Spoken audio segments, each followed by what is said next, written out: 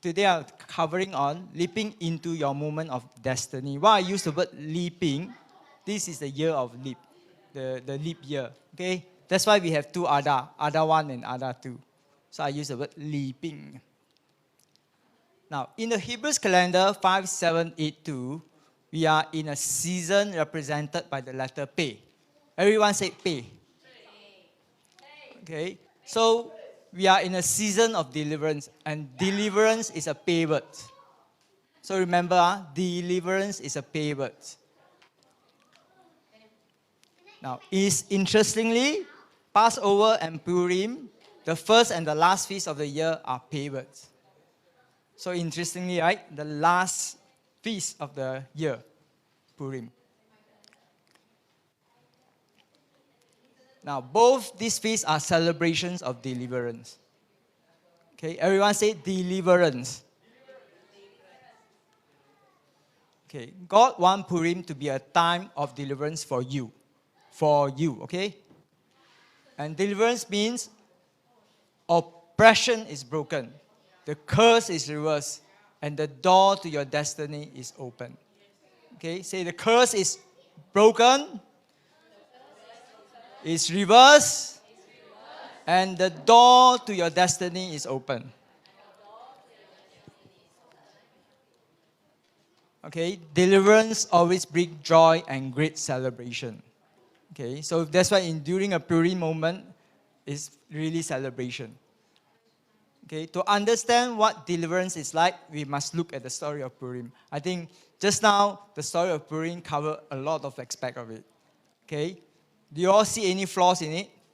The flaws, of course, is different people doing it. But it's an interesting story. It's a story that, during Purim moment, the Israelites, the Jews actually will always replay this, whether you like it or not. They will definitely replay this. And I know in Glory of Zion, when the word Haman is used, right? Haman, they will say, boo, because basically that is the enemy of the Jews. Okay? Now the main character, of course, Esther. Without Esther, there is no story of Purim. Mordecai, the king of Ahasuerus, I also have problem pronouncing the name. Okay, the Persian name. And Haman. Okay? Now, this story, I think Victor already mentioned, is in the ancient place of Persia. So I'm not going to cover a lot about this. We can go. And it's the most powerful man. You have a cover from India to Ethiopia, which is quite a big land. Okay? Now, the opening. In his third year, I think Victor also covered this, so I'm not going to go in details. So on the seventh day, he called Queen Vashti, okay? And what happened? What in the story just now? Queen Vashti say no, right? So he was angry and announced the removal of the queen, right? Then announced the whole empire to search for a new queen. Now the preparation, I think Esther, in her maiden time, she would be like, what is happening? She's really in a loss. Because first, if you understand her background, she is the cousin of Mordecai. And in terms of age gap, I think there's a huge age gap because Mordecai take care of her. Okay? So all the women that they found that is pretty is taken by force to the king's harem. So went through a year of preparation. And it's one night audience, not one night stand. Remember, one night audience. And it's really like the queen, when they go to meet the king, right? It's only that one day. If they make it, they make it. If they don't, that's it. That's the end. Okay? The preparation. So the time for the Esther to go to the king, then of course, he become his favorite, okay? And in order to hide her Jewish background, she changed her Jewish name from Hadassah to Esther. So her original name is Hadassah. So I remember what about this month? What is the alphabet of this month? Kuf, right? It's like a mask. So she hid her identity.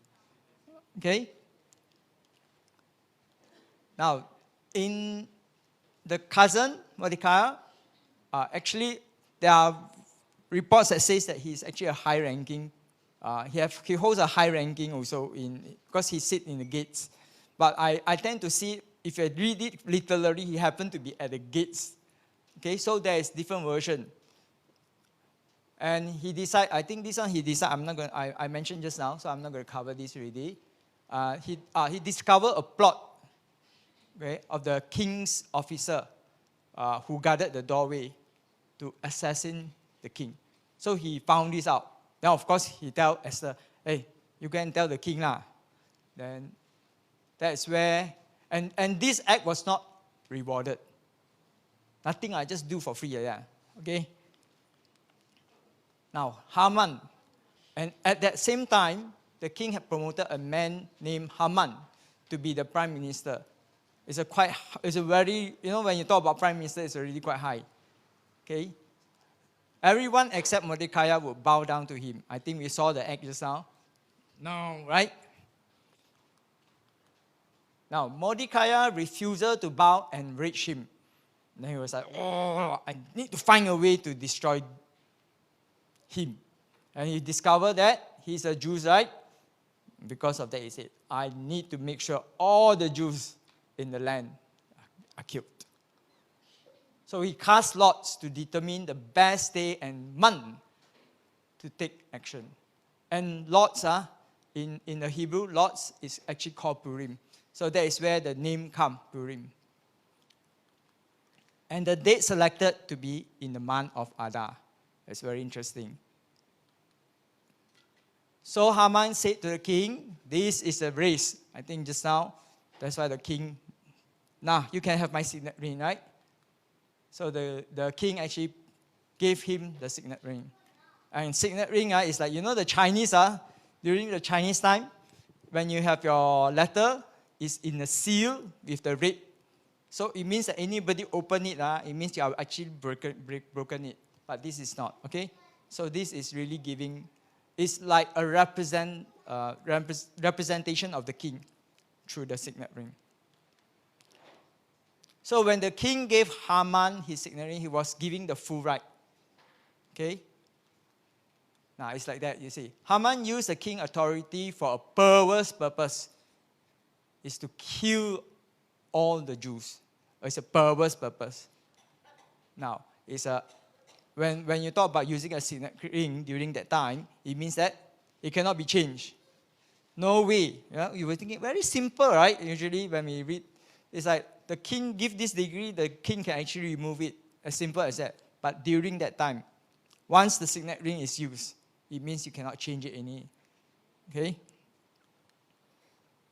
Now, by Haman's decree, dispatch, so actually Haman actually sent courier, you can call it courier service all over the land to say that on this day, you all can start killing these people and plunder their goodies. Okay, that was the original plan. Now, Queen Esther was informed. Okay, Mordecai, of course, when Mordecai heard about this, he informed Queen Esther, right? So, but Esther was terrified because you don't just go into a king and say, "Oh, come, king, I got things to report to you." You can't. So it's like, he was thinking, if I go to the king without being called and he doesn't raise his specter, I will be killed. There's a terrified feeling about being killed, right? Because I think during that one whole year, she must have learned all these rules. You don't just go to the king. You don't. So Esther understood something. She was a king favorite now, but that could change in a day. That is what happened to Queen Vashti, right? That changed in that one day. Now, Haman was a king's highest officer. So, of course, if you report your highest officer, the king also will not be happy, right? Say, I appointed, or who are you, man? Right? Some of the truth is actually, it's not so simple. You say, okay, since I'm the queen, I can go to the king and say that. Not as simple as that. Now, but Mordecai understood something too. What is it? Mordecai said, don't think you will be spared because you are in the king's house. So he's telling Esther, don't think you are now with the queen, you'll be spared. No. But if you don't help, another way will come. You and your family will perish. And who knows? That was the very important words usually when you read the Bible or you read a lot. That you have come into the kingdom for such a time as this. Okay, tell you all, or each one, we have to come in this land for such a time as that. Yeah, it's interesting time, right? Recently, only yesterday they have the Johor election. So it's an interesting time. Okay, but Mordecai also knows another decree. The only thing that can thwart an immutable decree is another decree issued by a higher authority. That is the only way. And God has issued his decree. What do you think God's decree is? Right? He makes some decree. In Genesis 12:3, it says that I will bless those who bless you, and the one who curses you, I will curse. Right? It's very strong. And then in Zechariah 2:8, he said, he who touches Israel touches the apple of my eyes. So he said, don't play with Israel, because Israel is my apple, is the apple of my eyes. So the highest authority in the universe has issued a decree of protection for Israel. See? So now there were two decrees. Right? So one is in the name of an earthly king. Another one was by the king of the universe. So in the final outcome was not in question. Of course, we know what is ultimate, right? The final outcome is always will be the higher authority. Now, Mordecai knew that Esther had a prophetic destiny. He had seen God supernaturally put Esther into her position. And she also knew that if she refused, God will have another plan, the plan B. Okay? But do you think there is plan B in that case? No, right? In fact, like today, this kid, I also tell Victor, I think you better think of plan B because I do not know Daniel will respond properly or not. So God have actually a plan B if Esther do not respond. So which side will Esther choose? The earthly king or the king of universe? Which side? I mean, it's obvious, right? God only asked Esther to do one thing. It seems like so many things happen, but God only asked Esther to do one thing. Esther knew all Jews have been placed under a death sentence, and to make an appeal to the king, she would have to reveal her own identity. Remember earlier, she changed her name from Hadassah to Esther. So, but for Esther, the thought of doing what God asked her to do terrifies her. I think it's frightening, right? You do not know what is the outcome. Of course, by hindsight, we already know the story. But during that time, when you are forced into that position, you do not know. So in the natural realm, it seems foolish. It's like, So all Esther had to stand on was a knowledge of God's decree, the higher decree, and her prophetic destiny, okay, for her life. So Esther made her decision. So she said, gather all the Jews, right, in the city and fast for me. So I think when I was reading this, I remember, Samson. During the month of Tibet, we talk about Samson, one of the hero in the tribe of Dan, right? During that time, what do you think Samson do that is different from Esther? Samson followed his own flesh. If Esther were to follow her own flesh, what happened? There will be no story of Purim. Okay? But God will have other plans. Somebody else will be in that position. Okay? But Esther chose to fast, right? 3 days fast to actually put her body into obedience, okay, of what is to happen, what to do. Then she said, do not eat or drink for 3 days. When this is done, I will go to the king. And if I perish, I perish. That is a very strong word. If I perish, I perish. It means that I'm ready to die at whatever cost it is. Okay? Now, Mordecai went and carried all this instruction. So it's a very serious instruction because, you are expecting, when we talk about everybody fast, it's a big thing. So on the 3rd day, that means the end of the fast, Esther put on her royal robes and stood in front of the king's hall. I think, you think about it, when he was at the king's hall, he was thinking, am I doing the right thing? Because he also don't know what is the outcome, right? Do you think he would expect the outcome that the king will extend the scepter? You don't know. But when the king saw Esther, he was pleased. And indeed, that is a favor. Everyone say favor. God's favor is here. So he asked, what is it, Esther? What is your request? Even up to half the kingdom, it will be given you. That is a very big half of the kingdom. It's a huge place. If you know that during that time, from India to Ethiopia is the land that belongs to this king. Okay?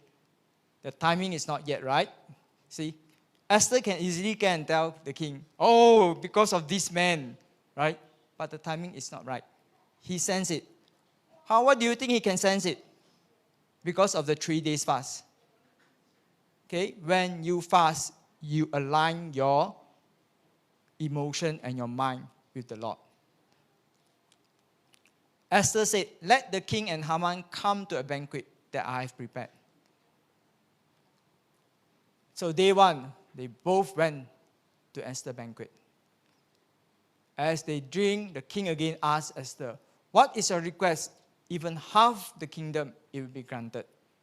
Again, is it the right timing? Still sense the timing was not right. Okay, that is day 1. Now she said, let both of you come tomorrow to the banquet I will prepare. Then I will answer the king's question. So it's very wise and very, I think as this thing happened, Esther built up a confidence. It's same like us. Sometimes we do not know what is the outcome, right? When we walk into it, when we build up a confidence, we know what to do. So Haman went out that day happy. Wow, he was thinking happy. Wow, you see the queen actually invited me. But upon seeing Mordecai at the gate, he was filled with rage. He's like, oh. Now he boasted that he was the only one the queen invited. So he added, it gives me no satisfaction as long as I see the Mordecai sitting at the gate. So he was so angry. Oh. So the wife said, have a gallows built and ask the king in the morning to have Mordecai hang on it. That is what happened. That same day, the day 1, right? He built the gallows, and he was expecting in the next day, you can tell the king, hang this Mordecai. Now the suggestion, of course, delighted him, right? He said, oh, good. So the night, interestingly, this is God's in action. That's why in the book of Esther, there is no mention about God, but God is in operation. God is in action. The king cannot sleep. He must be sleeping and tossing around on his bed. And he says that, why not let me read the records of his reign. And during that time, this record, it was discovered that Mordecai have actually foiled a plot to assassinate the king. and it was not rewarded. It's like, oh, it's interesting timing, because if it's day one, if it's before the first time when the king do, it will not have the same effect as now this revelation comes. Now Haman arrived. The king asked, what should we do for the man that the king delights to honor? I think, wow, Haman was thinking, wow, why do the king ask me like this? I'm the highest officer, right? Haman would be like, of course it will be something good for me lah. So, you see, his response is, put on a royal robe on him and a royal crown on his head and sit him on a royal horse. Everything wonderful. Let a prince lead him through the city, proclaiming, this is the man the king delight to honor. So he was thinking of himself, wow, if I do that, so nice, right? But the king said, go. Do just as you have suggested for Mordecai, the Jews. So on the day he intended to hang Mordecai, he had to let him through the city praising him. So it's like a whole turning around. That's why when you talk about Purim, it's a celebration of turnaround. Okay? So on day 2, the king and Haman come to the banquet that evening. The king said, the same question is being asked. Now, because understood her prophetic destiny, she risked everything to come before the king. She waited patiently until she felt the timing is right. Okay? So it's a right timing now. Right? So it was the time to do the one thing God has asked her to do. The only one thing. Time to reveal her true identity and plead for her people. Right? The fastest way to actually plead for the people is to reveal her identity, right? And she answered, if it pleases the king, let my life be spared and the life of my people. For we have been sold to be killed and annihilated. See? The king said, who has done this? Who? Of course, at a glance to Haman, he says, a foe and an enemy. This vile Haman. Okay? Of course, Haman was terrified, right? You know his time is out. Now the king got up in a rage and went out and stayed behind. As she was begging the queen, actually he fell on the couch where the queen reclining. When the king saw this, what do you think? He was even angrier. He said, what are you doing? Will he even molest the queen when she is with me in the house?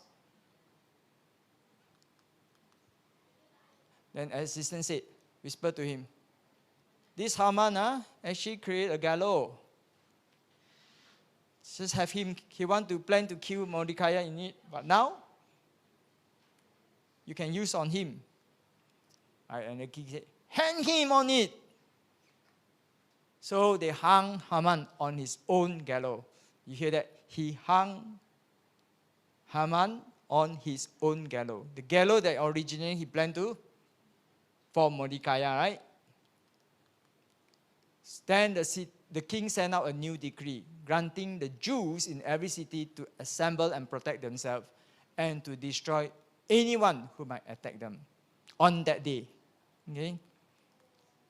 Now, so in the month the enemy of the Jews had hoped to overpower them, the opposite have happened. Okay? So I hope on Wednesday when you all come together, okay, for Wednesday warfare, just declare this.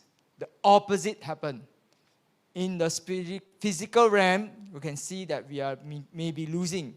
But in the spiritual realm, see, the opposite happened. Okay?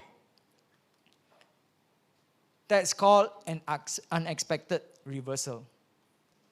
Okay? That's what happened when a curse is broken. When a curse is broken, the scheme of the enemy against you are reversed. The opposite happens. So if you are under a curse of poverty, your finances dry up, less and less. Your money get less and less. But when the curse is broken, a reversal happens. Suddenly you will see increase, more and more. Okay? Say more. Okay, and declare more in your life. Okay. That if you are under a curse of infirmity, you get sicker and weaker. Auntie Mei Chan, you hear this? If you are in a curse of infirmity, you get sicker and weaker. But the curse is broken, a reversal happens. Okay? You go from strength to strength. Okay? Go strength to strength, say. Now God has some unexpected reversal for you. Claim it. That's the story of Purim. It's a story of deliverance through Esther's obedience. A curse was broken and an unexpected reversal took place. Okay? It's one of the most significant events in Israel history. I remember Babs actually shared this. The Jewish calendar, Yom Kippur is one of the biggest, right? They actually named this Yom Kippurim. Yom Kippurim. So it's interesting. It says they actually see this as something very important too. So the whole future of God's covenant plan rested on one young woman. Only that one young woman. And it was Esther's moment of destiny. Because she responded, right, to reveal that, to do the only one thing God asked her. The whole nation was saved.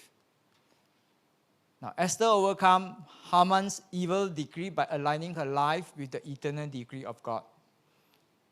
For Esther, it was a time of great terror because she did not know what is the outcome, right, at the point of time. But when she gained the courage to make her appeal to the king, she aligned with all the powers of heaven. Okay? So say, alignment with the power of heaven.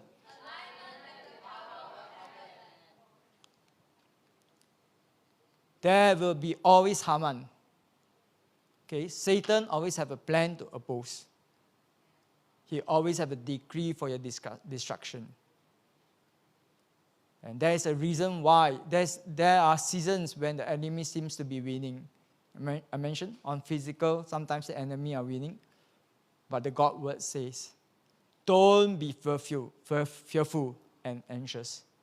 Be strong and courageous. Remember when he talked to Joshua, Joshua. Be strong and courageous. Right? And God has a decree also. In Jeremiah 29:11, God decree, I know the plan I have for you. Plans to prosper you, not to harm you. Plans to give you hope and a future. That is God's decree for you. To give you hope and future. That is and the purpose of God are immutable. If you choose to walk with God, they cannot be thwarted. So what is important is walking with the Lord. So how can we rise up to our moment of destiny? Learn to hear Him. Okay, and respond to His voice. Not only listening to Him, but responding to Him. Align with God's timing. Walk in patience, waiting for the moment of destiny. And walk in obedience. Do the one thing God is asking of you. So as you do the one thing God asks of you, you will experience deliverance. So at this time of Purim, know that God wants to deliver you from the evil oppression, the devil's oppression. Okay? Ask God to alert you to your moment of destiny. Do the one thing God is asking you to do. For you are called for such a time as this.